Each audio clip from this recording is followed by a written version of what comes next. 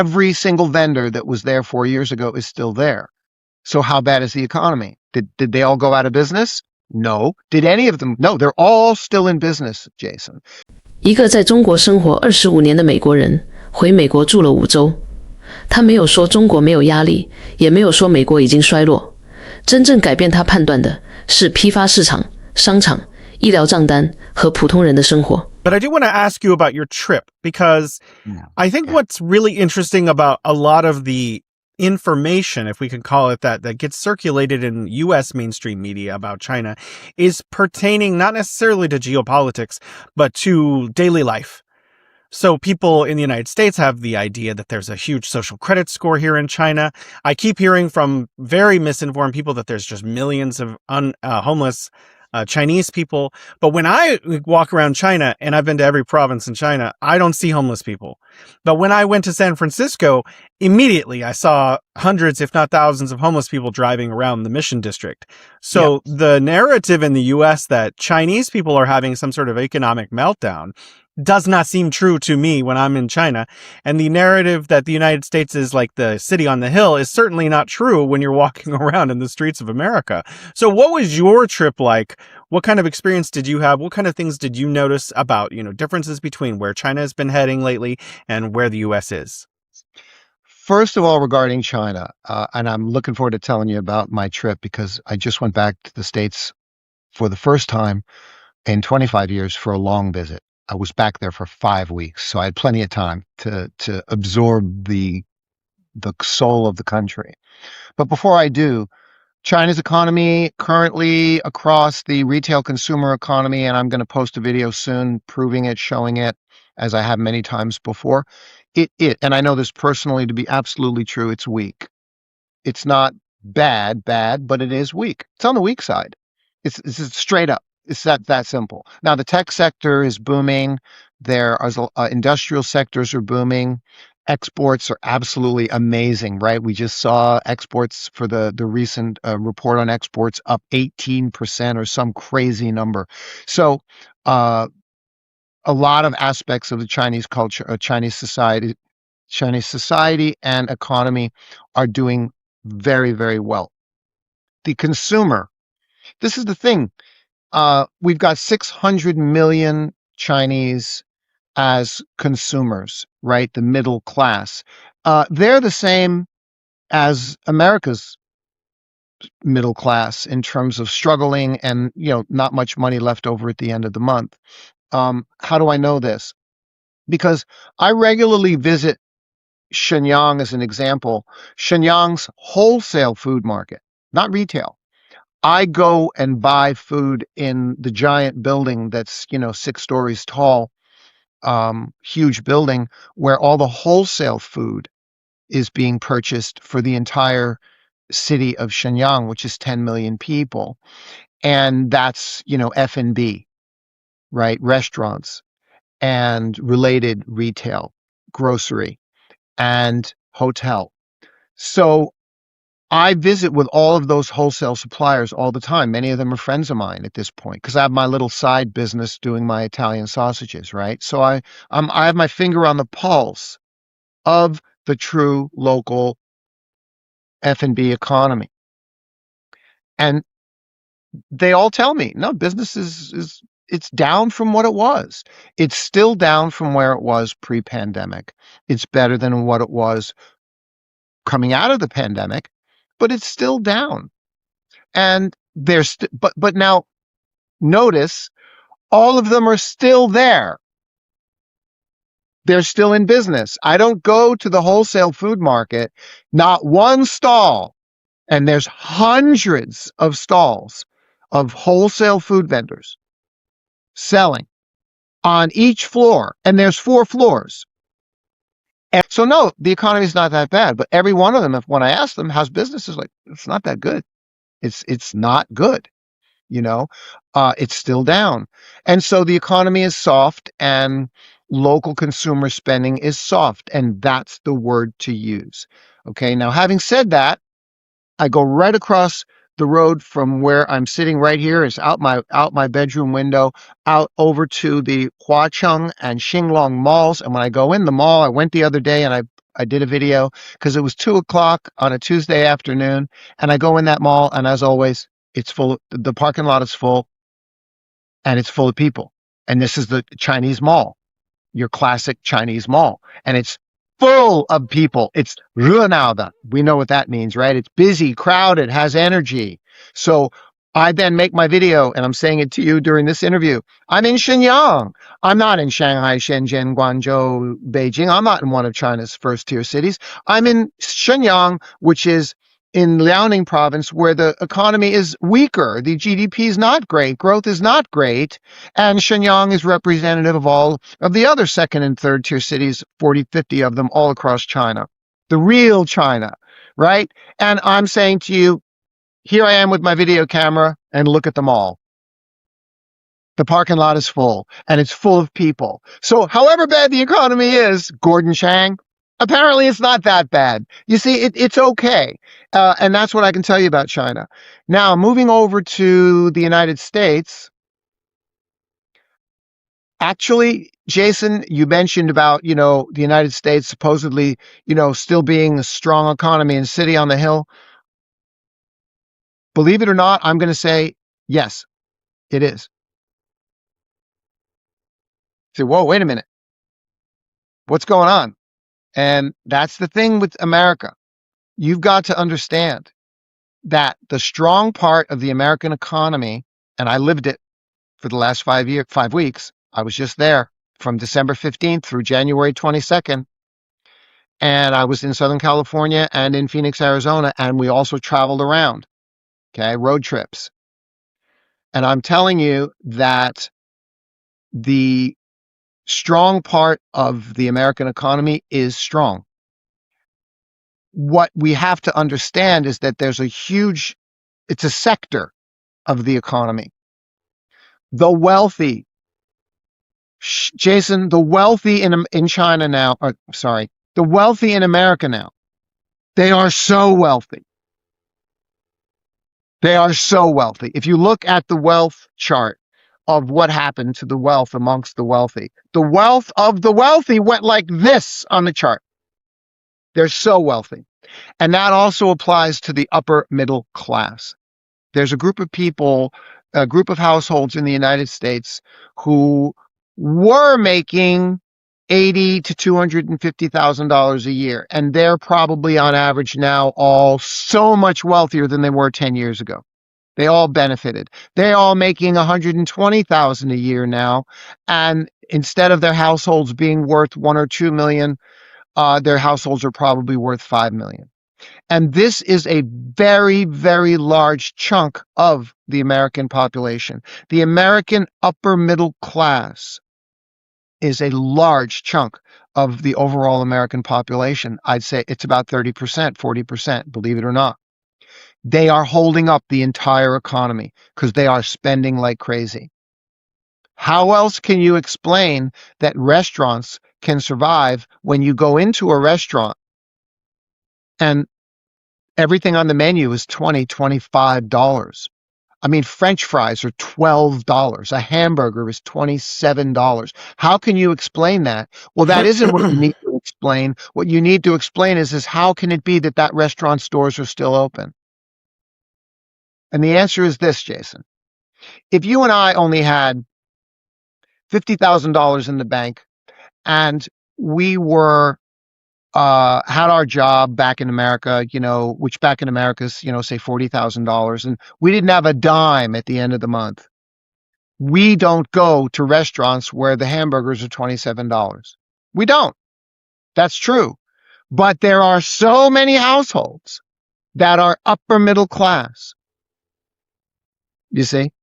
Many, many millions of households who are upper middle class or wealthy. So now I'll ask you the second question, and that is, Jason, if you're making $150,000, $200,000 a year and you've got $2 million in the bank, do you care about going into the restaurant where the hamburger costs $27? And the answer is no, you don't. You're happy. You don't care. You're going to pay $27 for the hamburger. You're going to pay $10 for the beer. You're going to buy a $300 dinner, and it doesn't matter to you because you make $250,000 a year and you have $2 million in the bank and your home is worth $4 million. So to you, it's not that, it doesn't matter. Yeah, it's expensive, but you don't care because you got plenty of money. There's a lot of those households who are very, very, very comfortable. I was in Temecula, beautiful inland town from San Diego. And there's just so much money. People are so comfortable. It's upper middle class crust.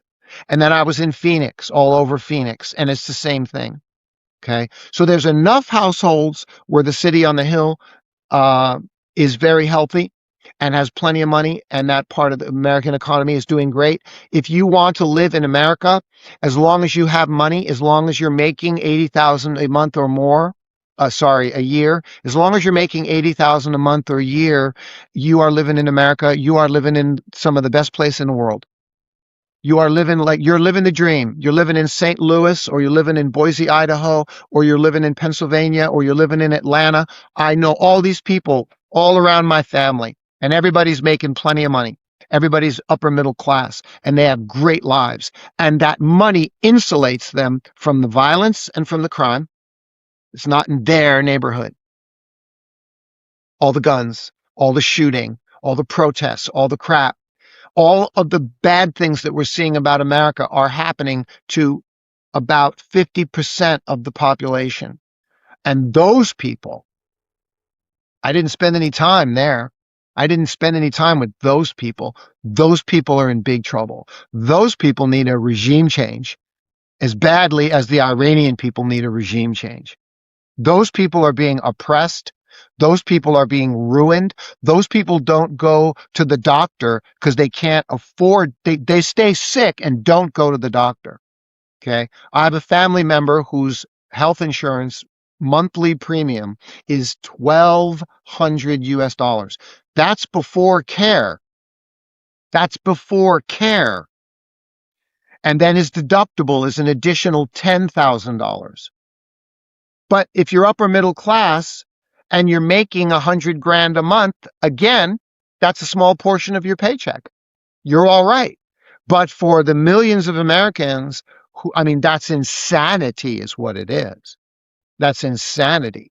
So this is the divide, the valley between the rich and poor, which has gotten wider and wider, and at the same time, by government policies which still continue to only favor the rich and the corporations, the ways of getting across that valley to the other side are also less and less. There's less and less ways. Once you're there, you can't make it to the other side because there's no ways to make it to the other side. There's no more golden opportunities like there used to be to start a business and make it across to the other side, to that magic upper middle class. But if you live in the upper middle class in America, you're living a good life, and it's a great place, and it's America, and it's nice, and the people are nice. I had a really lovely time.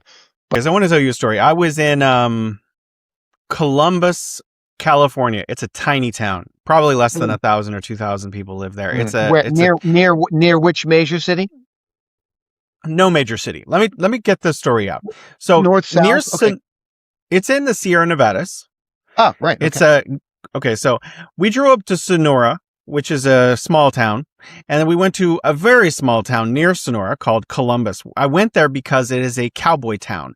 It is like an Old West style town that is retained its like 1870s vibe, 1880s vibe.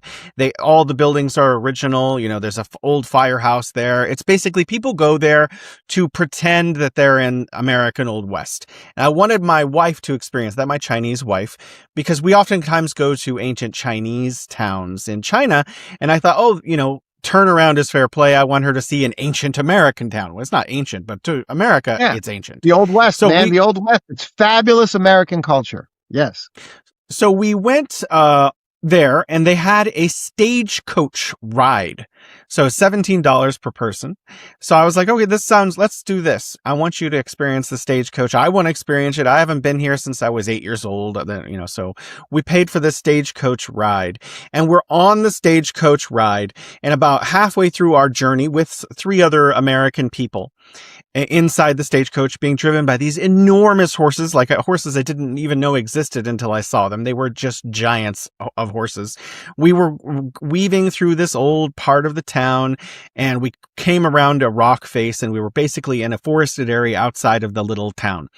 And we were robbed by a pretend heist. So a man was there with one of those old style cowboy bandanas and a plastic gun. And he said, "Hey, I'm robbing you guys. And if let me see what you have." And we actually showed him our like goodies and stuff. And he was like, "Oh, that's not real gold. I don't want it." And then he didn't steal anything from us, but he said, "I'm not going to let you go unless you can tell us like a joke." And we told him some jokes. It was really quite amusing. But at one point he asked my wife and I, "Oh, where are you guys from?" And we said, "We're from China." And he said, "Wow, China is a better country than the United States." And I was really surprised by this, like 21-year-old actor saying this. And a lot of my experiences when I was talking to regular people, whether it was at the bank or whether it was on the street or whether it was my own extended family, were people having very positive things to say about China. Well, could you expand on that? So did you happen to see the lives of the people who were not living so well in the United States, who are living from paycheck to paycheck? Because my experience was everyone that I met was not in this super wealthy bubble that you were able to manage navigating through. When I was in San Francisco, there was rampant homelessness. There was homelessness in Modesto, California. And a lot of the restaurants and hotels that I went to were empty almost. So did you get the chance to see the way the other half lives? Yeah, no, I didn't. No, I didn't. When we arrived in LA, and then we immediately headed down to my wife's family, who are doing great, down in Temecula. And you can call Temecula, economically speaking, Temecula is very similar to, say, Orange County. Okay, Irvine Heights, Laguna, Newport, Huntington Beach, Huntington Harbor, Seal Beach, and then off you go down to San Diego, La Jolla, Del Mar, where I have a very dear friend who was here in China with me for 25 years. He's now in Del Mar doing very, very well.